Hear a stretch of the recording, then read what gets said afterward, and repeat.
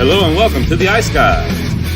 This is the show that takes you into the world of the National Hockey League. Every game, every day, from a betting perspective. With pro sports handicappers, Ian Cameron, Alex B. Smith, and various guests from the world of hockey and sports betting. And now, here's your host, Ian Cameron.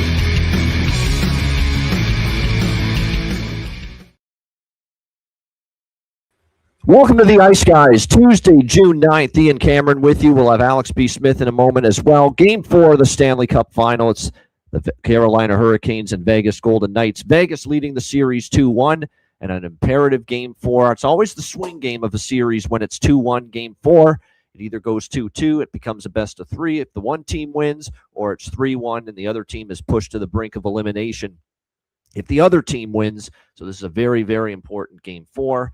And it's a great night, obviously, with this being a very important Game 4, to have one of these. This is breaking news from the Ice Guys. Yes, indeed. It is a BetCast night for Game 4 of the Stanley Cup Final. Very much looking forward to it. In fact, we are going to be going back-to-back, really, with BetCasts here for the next 2 games of the Stanley Cup Final. But tonight we will be with you for Game 4, Carolina-Vegas.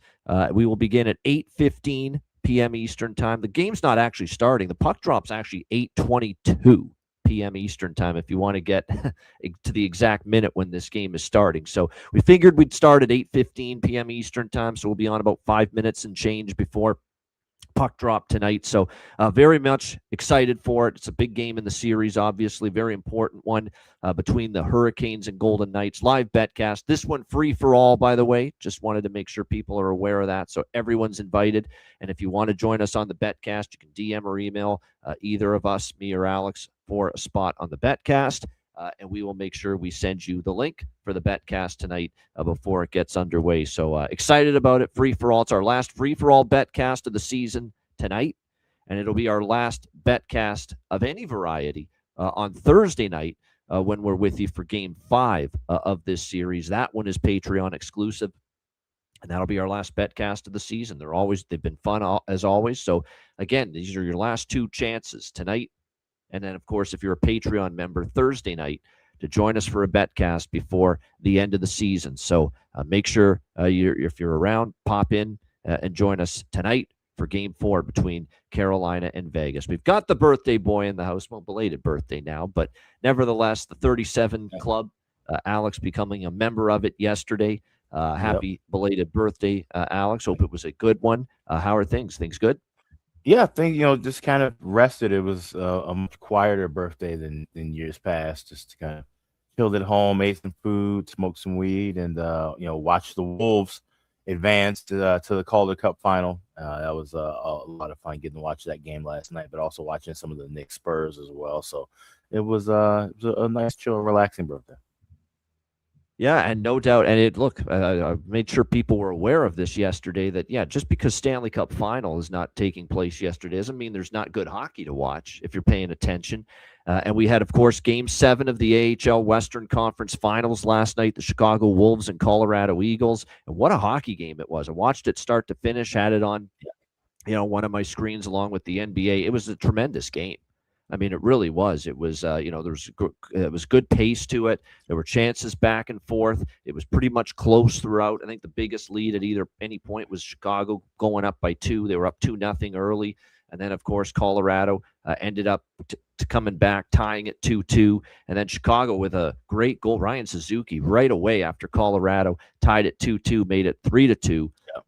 And then, of course, they get the insurance marker, a big goal with about 5 minutes or so to go to make it 4-2.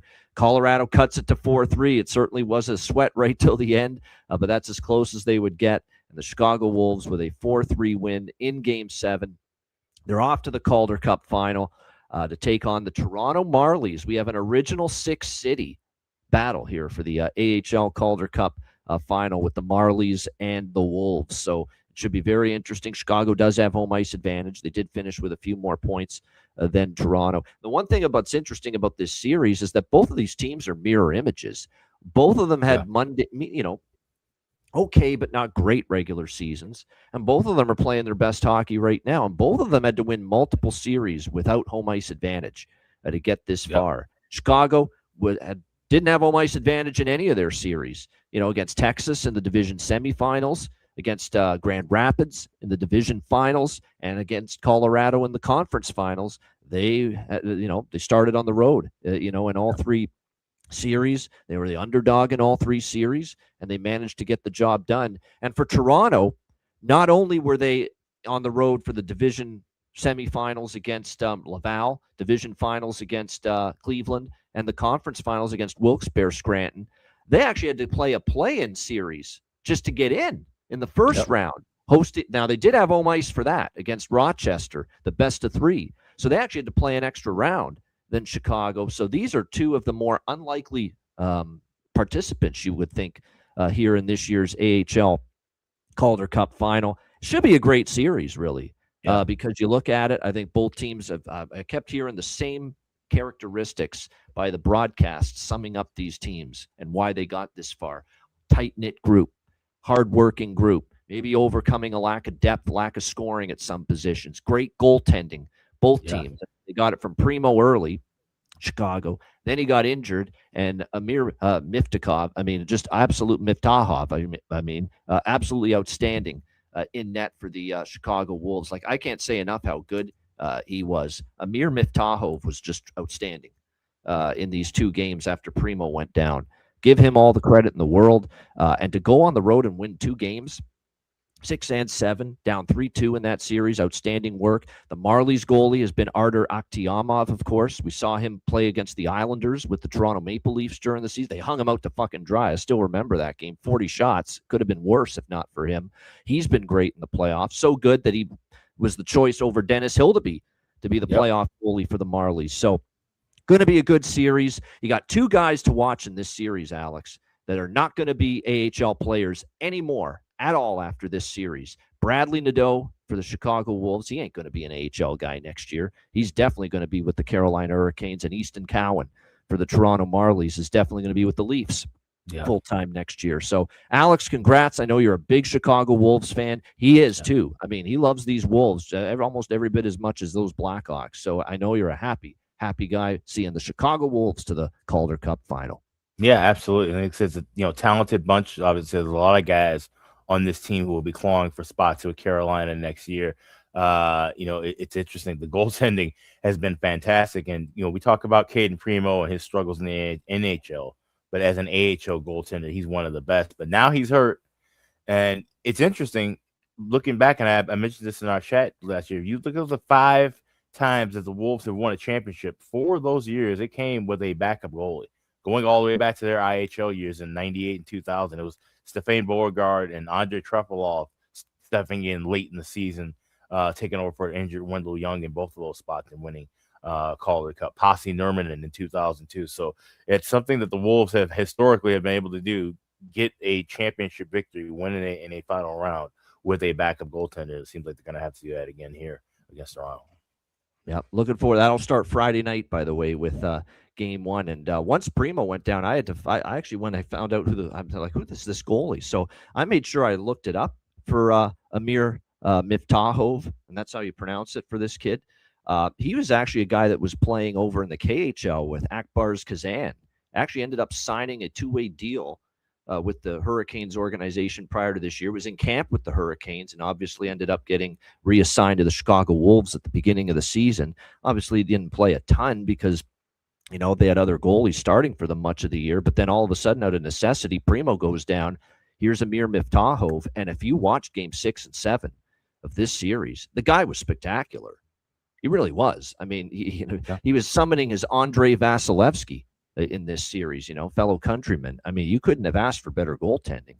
And they needed every bit of it because I saw the shot counts in those 2 games in Colorado. Colorado was racking up 30 shots, even close to 40, in these 2 games. And he was spectacular. But you need good goaltending, Alex, as you know, at this time of year. Yeah. And it's funny, we talk about Carolina and obviously with, the greatness that we've seen from Freddie Anderson this postseason. But Pyotr Kochekov's kind of in the middle of a mix of where he could find himself out of this organization, honestly. as well as he played early on, and we thought that he looked like he could be the number one guy. You got these guys, coming up through the ranks here with Carolina, and the fact that Freddie's playing so well is not like he's gonna be the guy getting moved at this point out, especially obviously if Carolina goes on and wins the cup. So it's funny you have both of your top organizations playing well. It makes moves that could be happening in the offseason a lot different. You have a lot of harder choices. That front office has a lot to think about now at Carolina. There's guys that are winning in Chicago potentially that you may want to keep around, and then that makes things a little dicey. You don't have as much space, as much money with free agency for other guys outside the organization. Yeah, no question. So, like I said, I'm looking forward to seeing the Chicago-Toronto series. And by the way, we should update the ECHL Kelly Cup Final. My guy is in trouble, man. Jordan Sambrook and his Florida Everblades. They have gotten their asses handed to them in these first two games by the Kansas City Mavericks, the likes of which I have not seen very often in this great 5-year run that they've put together as a team. They've been to the Kelly Cup Final 4 times in the last 5 years. I mean, they lost those two games, I think, by a combined, 11-2, something like that. So they've got some regrouping. Now, they do go back home to Estero now for game 3, 4, and 5 down in Florida, down 2-0 in the series. But certainly they got work to do in the Kelly Cup Final with the Everblades in some trouble and our guy Jordan Sambrook in some trouble with the Kansas City Mavericks. Before we recap what was a crazy, and I mean crazy, game 3 of the Stanley Cup Final on Saturday night. Yes, the Mike Babcock thing, we do have to address it. I don't know, it's crazy to me. I mean, how many times do you have to give a guy that's clearly got not the most scruples and coaching philosophies that are sound, that make any sort of sense to a reasonable human being? How do you keep giving this guy a chance? Really. And I blame everybody. I mean, the management's obviously on board with it, and Stanley Bowman doesn't shock me. He's involved with something that I don't agree with, don't like. And Daryl Cates, the same thing. This guy's someone that's kind of off the wall character, someone that'll do something, off the grid, to try to shake things up. And it does reek of desperation. Absolutely, it does. It's like we're doing anything, like we're just grasping at straws here. We're trying to figure out how we can push this thing over the top in what could be the last year or two that Connor McDavid's with this franchise. And we'll do anything we can, including hire a guy that's proven himself not to be trustworthy of how to handle and deal with players. I mean, he got a second chance in Columbus, and he couldn't even make it through fucking training camp with the team because he screwed up again. And Columbus had to part ways with him. And yet here he is getting another opportunity. Like, how many times does a guy have to fuck up before you realize, hey, we can't go that direction. We can't go down that pathway. We can't go that route. I mean, it's just absolutely insane to me that this is even a thing. And when I saw the tweet from Darren Drager, like, I couldn't believe it. I initially thought it was from a fake Darren Drager Twitter account. Like, I couldn't believe it. Like, that's how disbelieving I was that Edmonton was even considering Mike Babcock. And I'm hearing it's way on down the road. Everyone, Bob Stauffer, the Bulldog, who's as close as it gets with being dialed in with everything Edmonton, was saying that it's pretty much done, that they've chosen Mike Babcock. They're just waiting on NHL and NHLPA approval. And if they do approve that they're able to hire Mike Babcock, they're hiring him, apparently.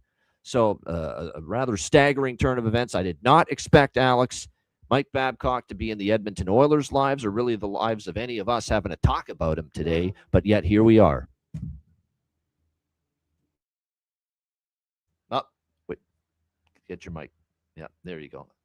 Probably have to hit that little button, right? Yeah, here we go. You got me now? Yeah. All right. Yeah, new headset issues. But, yeah, they went to the bottom of the recycling to grab Mike Babcock, and I don't quite know why.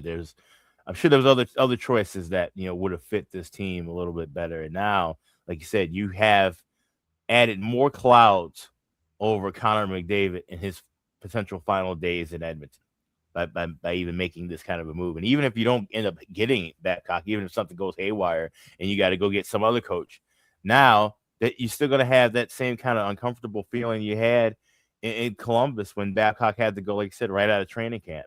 And now you got to start things over. You don't want to be in that kind of position. And obviously this is a pivotal point for the Oilers, because if they screw this up in this next year and a half, they don't get the heavy return that they deserve to get for moving Connor McDavid. If they can't hold on to him, or Draisaitl, or both, or what have you, they could put themselves in a spot where we're talking about a decade-long rebuild. And you got Stanley Bowman running that decade-long rebuild, which means it may take even longer, or it may not even, be completely finished as a building as a whole. So this is a rough spot here for Edmonton. I don't know how McDavid's gonna, feel and focus on this, focus about this, but I don't like it. I don't like this at all. Yeah, I don't either. I mean, I'm like if he has success, I think there's a totally different situation from Quenneville, because Quenneville's getting a young team, up and coming team, and he's trying to take them to that next level. You've already had a team that's been going through frustrations for years, and you think they're going to be more at ease with fucking Mike Babcock coaching them all of a sudden? You got to be kidding me. So, like I said, it's just I don't like the direction they're going. I don't know how many times this is a guy that scratched Mike Modano and kept him from getting to a milestone in his career just because out of ego and selfishness and just trying to show that he's boss.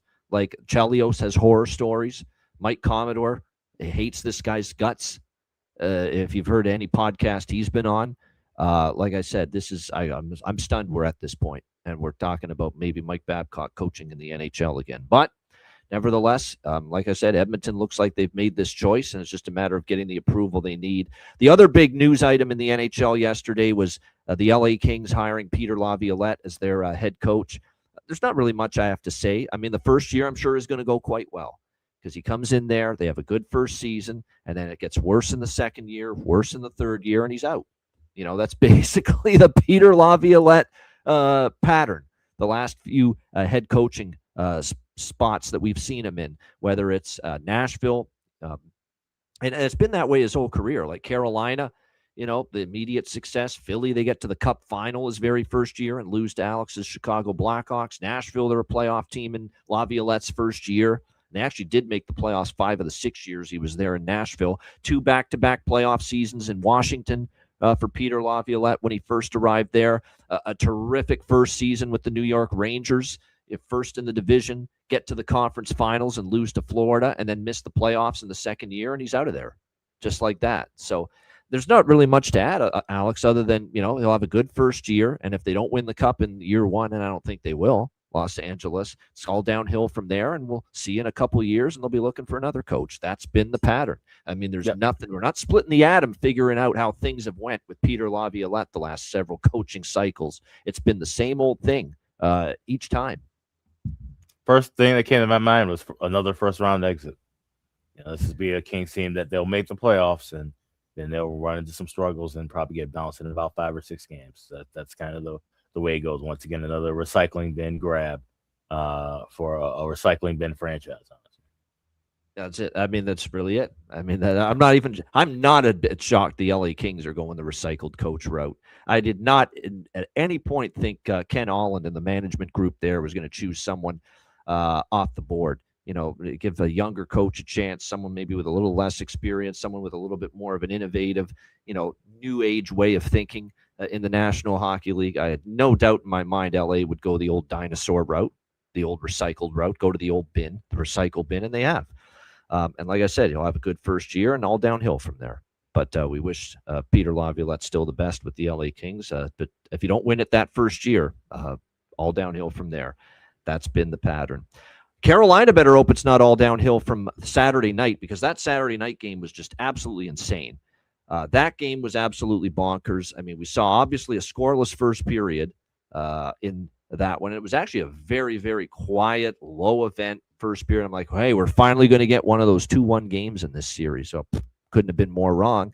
It exploded in the second period. 2 Vegas goals disallowed and called back with successful Carolina challenges before we even got the first goal of that game. 1 to offside and 1 to goalie interference when Barbashev nailed Freddie Anderson in the side of the head on the goal that Vegas scored, the second one that got called back.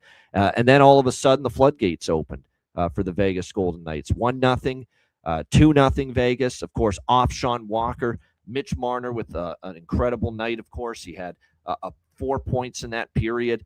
Ends up getting the hat trick as well for the Vegas Golden Knights, all within that second period to give them a 4-0 lead. It was Hurdle from Marner and Eichel, and then a The natural Hattie for Mitch Marner, 2-0, 3-0, 4-0. What a move he made on the 3-0 goal. He got stopped on a breakaway, got a second chance, made a deep move around Freddie Anderson, made it 3-0.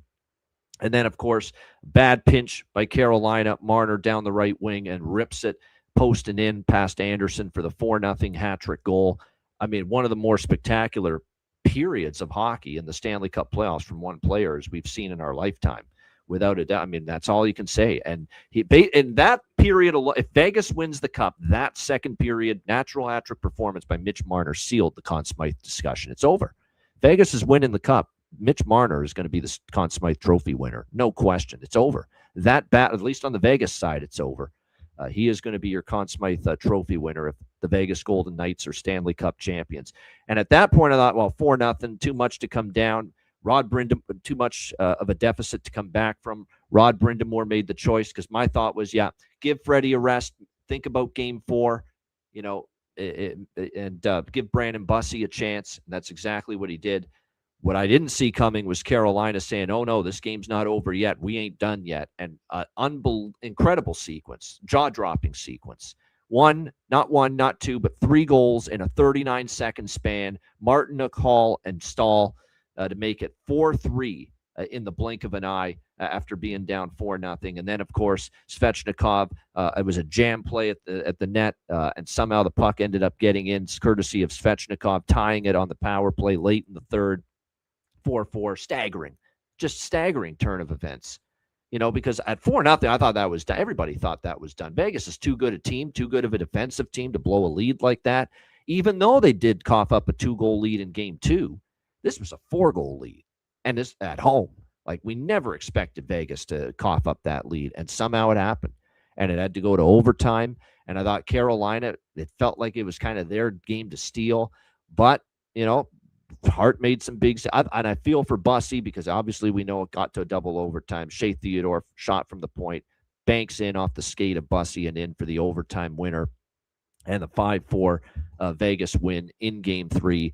All I have to say is I feel awful for Bussy because Bussy was spectacular. I thought Bussy was phenomenal from the moment he came in. And who would have thought stopping Mitch Marner on a penalty shot when it was 4-0 would turn into maybe a turning point to give Carolina a pathway back into that hockey game. And sure enough, that it started right from there. That huge stop on the Mitch Marner penalty shot gave them a chance. Bussy was great, and now it's created this incredible controversy going into tonight's game, which we'll get to.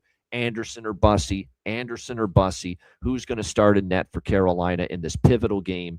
But an incredible hockey game in what has been 3 incredible games in one incredible series so far between the Vegas Golden Knights and the Carolina Hurricanes. And last thing I'll say before getting Alex's thoughts, Brayden McNabb, you fucking warrior, I bow to you. We are not worthy for you, man, as an NHL hockey player. Seriously. The guts, birdcage, fishbowl, whatever you want to call it.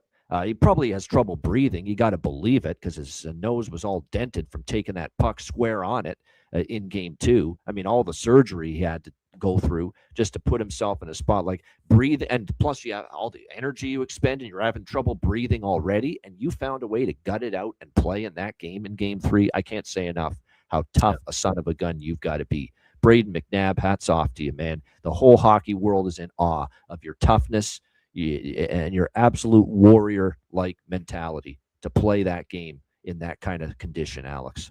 Yeah, over 25 minutes of ice time, and wearing like I said, the bird cage, having a broken orbital, fracture in his nose, a small fracture in his cheek. I mean, it's just absolutely incredible. That's what the playoffs are all about, and those are the kind of moments, and you have those players in those locker rooms. Those are guys that when you're slugging it a little bit and you're kind of dogging it in a shift, you look over and you see that guy on your bench and you go, no, I gotta pick it up. I gotta pick it up because this guy's playing through some immeasurable pain.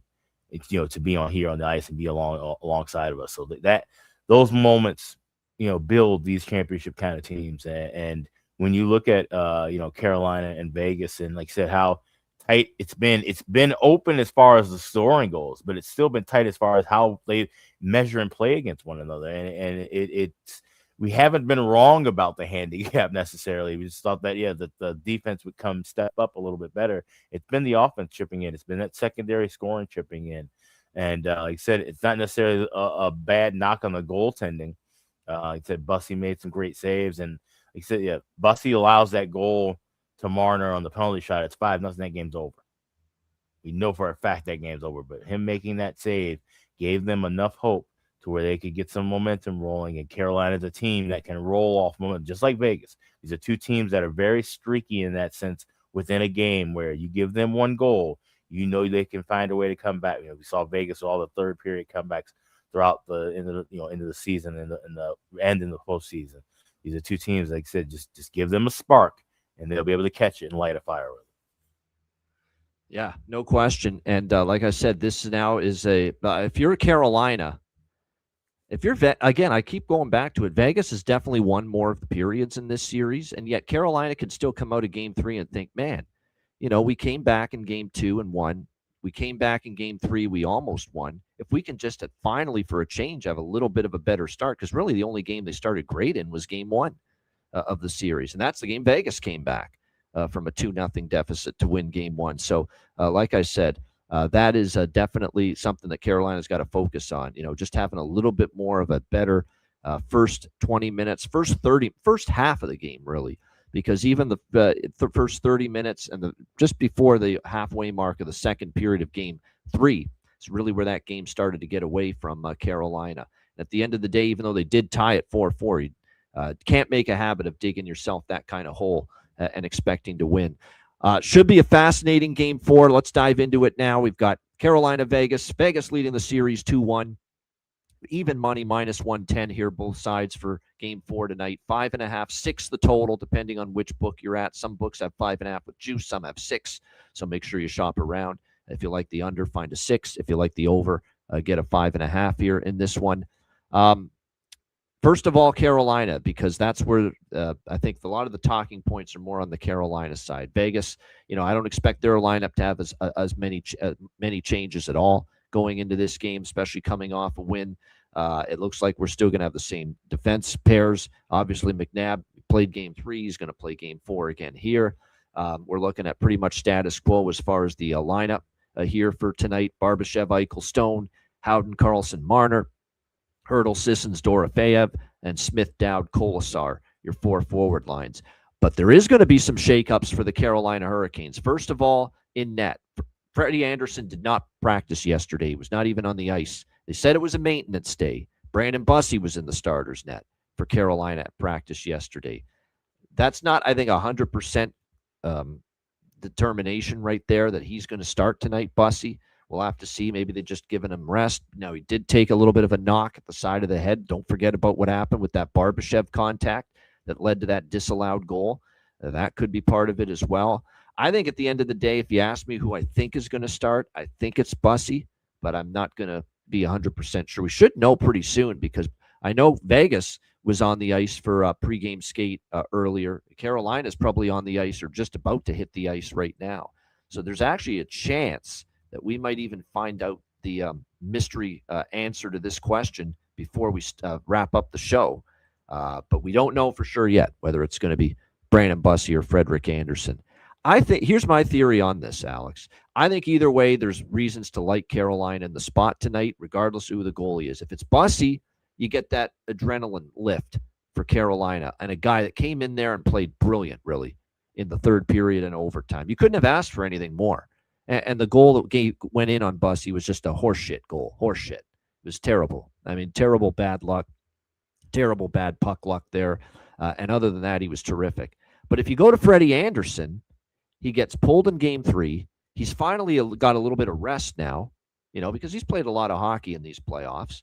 And this is a guy that, like a lot of goalies, you usually see a goalie that got pulled in the previous game really step up and play better, and the team rallies around it for that goalie. So I don't think Rod Brind'Amour is in a major lose-lose situation either way. I think you can make good cases both ways, and cases that could, benefit this team, mentally. They'll get a bump from Bussy because he played well, and that sparked the comeback in Game 3. But you can also say, you know what, Freddie off a little bit of a shaky game, a little bit of rest now for an older goalie and coming back. And goalies usually bear down after they get pulled.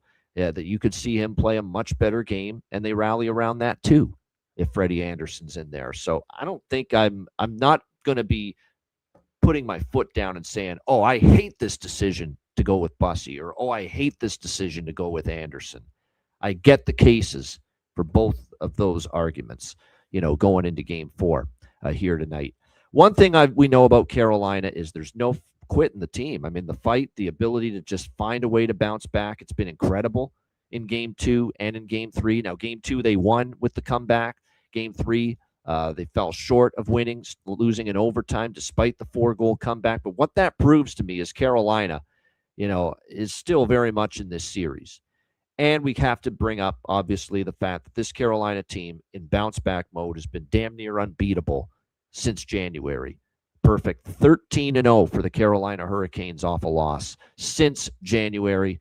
That's the last time we have seen this team lose 2 games in a row. I got to saddle myself to Carolina tonight at -110. I do. I think I kind of said this could, end up being one of those back and forth series. You want to be on the team that lost the previous game. We've seen it play out that way so far. Vegas Game 1, Carolina Game 2, Vegas Game 3. Regardless of who the goalie is for the Carolina Hurricanes tonight, I am on the Canes. You can get them anywhere from -105 to -110, right around that even money price. I am going to be on them tonight here in this one. 5.5s, if you can find them. I found a couple 5.5s at -130. Did bet some over 5.5. Not first period over anymore, because we've now seen a pattern where the goals are coming later in the game, not necessarily in the first period. And I'm going back to the well with a couple same game parlays that cashed for me in Game 3. Even though I'm on Carolina money line, this is only going to be if Freddie Anderson plays. This is an SGP with an asterisk next to it. It's if Frederik Anderson's in net. If he is in net, I'm going to be on the Carolina +2.5, Vegas +2.5, and Vegas team total over 2.5 same game parlay, because Freddie Anderson's on this crazy, not so good run of giving up at least 3 goals to the Vegas Golden Knights. I mean, Jonathan Davis has talked about it in our chat. So if it's Anderson in net, I'm probably going to end up going to that SGP. Regardless of who's in net for Carolina, Bussy or Anderson, I'm also going to a SGP that cashed for me in Game 3 and is 3-0 in this series as well. And that's Carolina +2.5, Vegas +2.5. Both teams to score 2 goals, and that is +102 at FanDuel. Great price. It's cashed in all 3 games in this series. And it's a perfect bet when you think of it.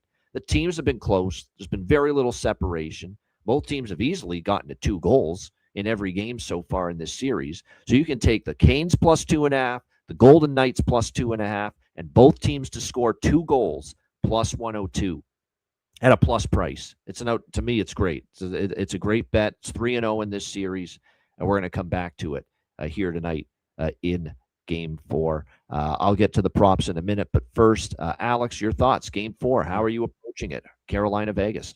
Like I said, we felt this was going to be a back and forth start to the series. Didn't expect, like I said, it's high of scoring so far, and certainly, he said now with the Bussy Anderson debate, and it's not so much like I said the debate like it would be in the regular season.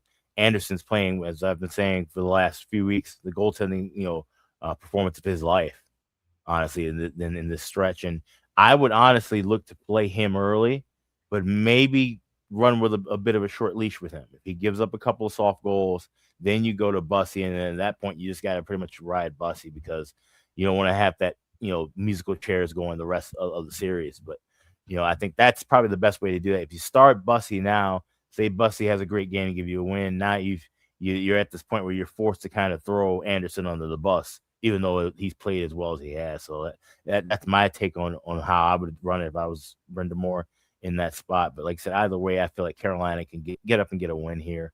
At -$1.10, I did grab the money line. I also did grab a couple of parlays. Carolina with the under 7.5 +123 over at FanDuel, and Carolina with under 6.5 +210 over at BetMGM. So those are the two spots that I like as well. And I'm also leaning with the second period, both teams to score plus 138 over at FanDuel. I think we're gonna see that low and slow first period again, and then second period might be where things kind of open up offensively. There are, in my opinion, a bunch of, and I'm not a shots on goal guy, and if because of the fact that I don't like shots coming off the board, that pisses me off, and I know it really frustrates a lot of other people I know that bet shots on goal props. That being said, there's been some great value with several players that are really going consistently over their shots on goal number, and with very little adjustment by odds makers. And there's a bunch of players that fall into this category. William Karlsson, Wild Bill for Vegas.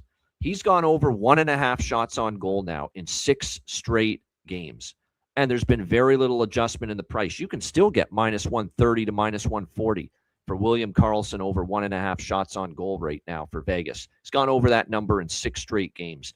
How about the two Jordans, the law firm of Jordan and Jordan for Carolina. Jordan Martinook and Jordan Stahl for the Carolina Hurricanes. They've gone over 1.5 shots on goal in all 3 games in this series, 4 straight games overall. And again, the prices are dirt cheap. These guys are ripping puck. They are ripping that puck. They are firing it. They are putting the rubber to the net. And right now, Martinook, you can still get him at minus 115, minus 120 for over 1.5 shots on goal. And Jordan Stahl, over 1.5 shots on goal. It's even even money at some spots for that. Like, it's insane, the value.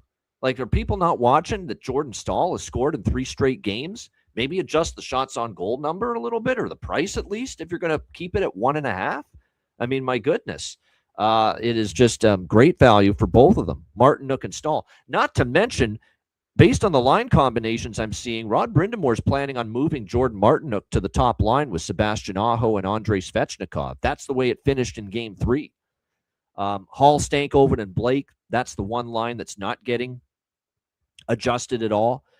Ehlers, Stahl, and Jarvis, the third line, the newly formed third line for Carolina. So basically, Jarvis has been taken off the Aho Svechnikov line. Martinook was put on that line, and it looks like it might stay that way here in Game 4.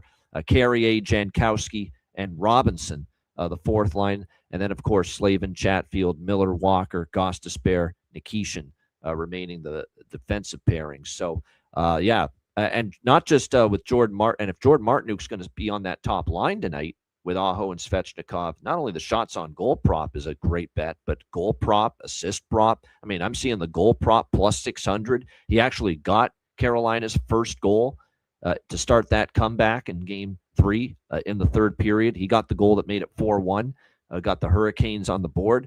Jordan Martinook plus 600. Jordan Stahl scored in 3 straight games. He was my bargain bin special for Carolina in Game 3, plus 475. We still have to keep going to the well with that, in my opinion, in addition to the shots on goal prop.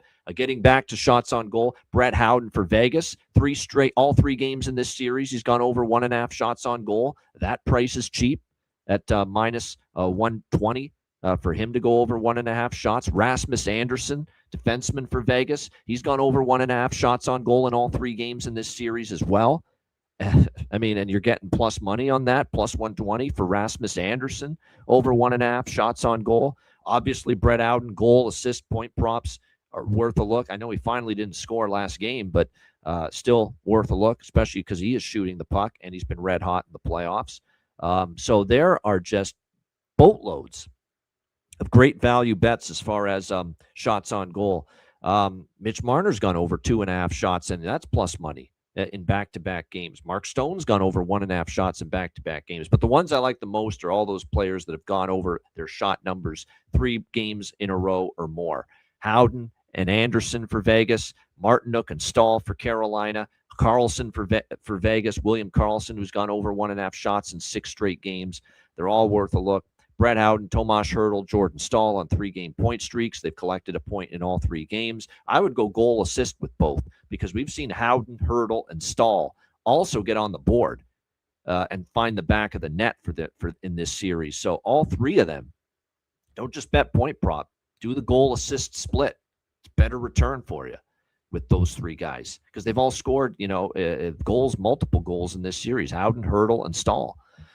So yeah, not just the point prop, goal and assist with those two guys. Eric Robinson, 2 straight games with a point. Now both of his points have been assists, not goals, but he has still been able to make, and a plus 270 is the point prop for Eric Robinson. So just crazy value, great good value there on that. Svechnikov's got points in back-to-back games. Marner's gone over 1.5 points in 2 straight games. Stankoven's got points in back-to-back games. Seth Jarvis has points in back-to-back games. So those are some people to look at. I mentioned the 2 Jordans are definitely going to be on the card for goal props tonight. Stahl and Martinook without question. Taylor Hall, Stankoven, and Blake. I just feel, especially with Carolina needing this win, they've got to have a big game. So the goal props with them, I'm certainly interested in them as well here tonight. And what else? Oh, yeah, Vegas. Close shave Barbashev. Yes, as long as he's on the top line, and I'm still going to see plus 360 for him to score a goal. I know I used him as the Vegas bargain bin in Game 3, and so did Alex, and he didn't score, but the value's still there. The value's still great. Plus 360. It's on the top line. He's certainly had his share of chances in this series. So there's a lot of great props tonight in this game. Just value, just things that odds makers are not adjusting for or adjusting to. And hopefully we can take advantage of that. And it's probably a product of, Alex, it's a Stanley Cup final. It's June, and there's just other priorities. I mean, I'm just flabbergasted that Martinook and Stahl are shooting this puck like crazy right now in this series. And we can see it. They're getting chances. They're making it happen. They're getting opportunities. And yet here's their shot numbers again. 1.5 is their shots on goal prop. Very little, if any, adjustment. They didn't even really move the juice up on it. And you're still getting great value. So take advantage. No question. Yeah, absolutely. I absolutely agree with that. I mean, he's on my card tonight. So yeah, no question. Like those are the two. I mean, to me, Aho's been tepid. Svechnikov's been tepid. The guys you want to target are the Jordan and Jordan. Those two in particular, they've been good. They've been noticeable. They've been getting chances. And obviously, the Stankoven, Hall, and Blake line just continues to make it happen for this team. So those have been the ones you want to target here. For the Carolina Hurricanes. Great stuff. Shout out to everyone in the chat. Hit the like button. We appreciate it very much. Looking forward to the betcast tonight, 8:15 p.m. Eastern time. Note the start time. We'll be on starting at 8:15 p.m. Eastern time. That'll be about 5 to 7 minutes before puck drop for Game 4 tonight. Carolina, Vegas. DM or email me or Alex for a spot on the betcast to join us 8:15 p.m. Eastern time tonight. Check out wizardsportspicks.com. NHL and NBA Finals, CFL, MLB, and more, wizardsportspicks.com and the YouTube channel. Tons of great content there as well. And, of course, patreon.com/Ice Guys, $10 per month. Goalie charts, totals charts, daily betting card. It'll be NHL tonight. It'll be other sports on the non-Stanley Cup Final game days that gets posted as the daily card. I posted Alex's I hope you bet the Chicago Wolves, all of you, last night. Plus 150. Alex did. I put that on the Patreon page yesterday. I had some NBA and MLB posted on the Patreon page yesterday. It ended up being a pretty solid day. We did well with the NBA game. We had the Spurs first quarter, the over in the Spurs and Knicks. So I was very happy with that. So make sure you check it out. I'll have MLB. I'll have CFL. I'll have some World Cup soccer because I am going to be betting it throughout the tournament. That'll be on the Patreon page throughout the summer months. If Alex has anything in, boxing, UFC this weekend, the UFC Freedom 250 that they're calling it on the White House lawn. Yep. Which we presume will still go on, even though there's this should be quite the spectacle. Projecting a bunch of rain and wind during that, so we'll see how everything happens. But I have a couple of bets lined up for that this weekend, so that will be on the Patreon page. Not to mention, Alex might get involved in a few of those AHL Calder Cup final games with his Chicago Wolves involved against the Toronto Marlies. So anything we bet that's not NHL, we will be posting it up on the Patreon page daily throughout the season. For those of you that want to keep your subscriptions and your Patreon memberships going throughout the NHL offseason. Plus, our NHL free agency recap show in July will be exclusive to Patreon members as well. So, plus a lot of player suite recordings coming up as well throughout the summer. So, all that and more, $10 per month. Your membership goes a long way to supporting the show and keeping it going long term. Patreon.com/Ice Guys. And also check out the Ice Guys store at iceguys.myspreadshop.com. You have until midnight tonight Eastern. Save 20% on all items available at the store. We've been running this for the last 9 days now, and here's finally winding down. It's a great time to grab a couple T-shirts, grab a cap, grab some stickers, grab a mug. We've got all kind of wonderful items, and you can save 20% off by hitting that redeem button at the homepage. Add your items to the cart and taking 20% off at checkout. That is until midnight tonight Eastern at iceguys.myspreadshop.com. Bargain bin special of the night and best bets coming up right after we hear from our great Ice Guy sponsors.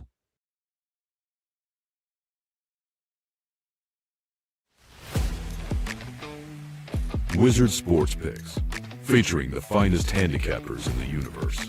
Sharp insights, trusted picks, and relentless results. We strive to help you become consistent winners. This is Wizard Sports Picks.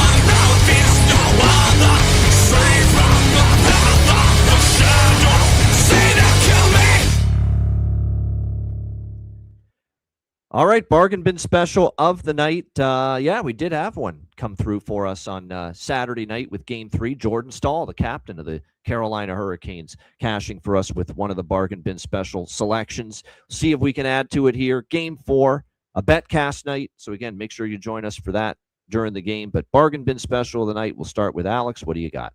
Let's go with 2. We'll go with one from each team. First, we'll start with Vegas, and we're going to go right back to the well with Ivan Barbashev. I'm seeing plus 340 again at FanDuel with him. Like I said, had some quality chances. I think he can get one in the night for the Golden Knights here. So that'll be my first bargain special, Ivan Barbashev. Anytime goal plus 340.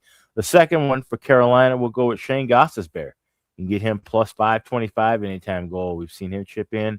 Said those defensemen, with those shots on the point, that's got to be a way you got to find to beat Carter Hart. So get Shane Gostisbehere plus 525 anytime goal scorer. That'd be my Carolina pick for a bargain special for Game 4. Great stuff. All right, excellent. There you go. Barbashev, Gostisbehere for Alex with his bargain bin specials, and I too will go with one from each team. God, it was not easy to say. You know what? It was not easy for me to say let's not go with Jordan Staal again. That was because Jordan Staal, we cashed with him the other night. He's actually scored in 3 straight games. I was so tempted to come back to Jordan Staal tonight for my Carolina bargain bin special of the night, but I'm not going to, and I'm still going to be betting Jordan Staal, but we can only pick one Carolina player. I have to go with the player moving up to the top line at the value that we see.